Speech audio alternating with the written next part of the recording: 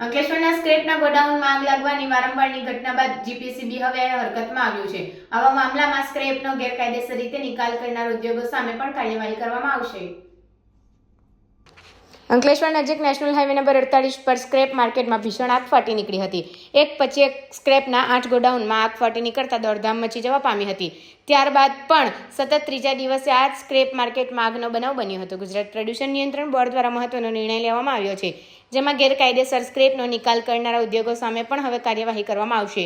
આ ઉપરાંત સ્ક્રેપના ગોડાઉન માટે જમીન આપનાર જમીનના માલિક સામે પણ ગુનો દાખલ કરાશે। અંકલેશ્વર જમીન ભાડે રાખી ગેરકાયદેસર રીતે સ્ક્રેપના માર્કેટ અને ગોડાઉન ઊભા કરવામાં છે તેના સામે તંત્રએ હવે લાલાક કરી છે। ઉદ્યોગો પર ઘણીવાર સ્ક્રેપનો ગેરકાયદેસર રીતે નિકાલ કરે છે, જેને સ્ક્રેપના ગોડાઉનમાં રાખવામાં આવે છે અને આગ સહિતની વારંવાર ઘટનાઓ બને છે, જેને ધ્યાને લઈ તંત્ર દ્વારા આ નિર્ણય લેવામાં આવ્યો છે।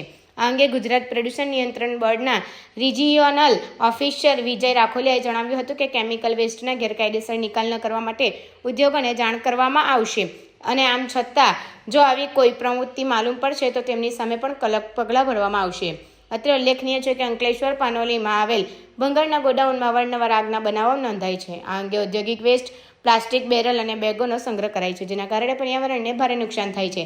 અનેક કિસ્સાઓમાં જમીન ભાડે રાખીને ગેરકાયદેસર રીતે વેસ્ટ સંગ્રહ કરાય છે અને સમયાંતરે લાગતી આગને કારણે પ્રદૂષણ ફેલાય છે। આ ઘટનાની રાજ્ય સ્તરે નોંધ લેવાતા જીપીસીબીએ કડક વલણ હાથ ધર્યું છે।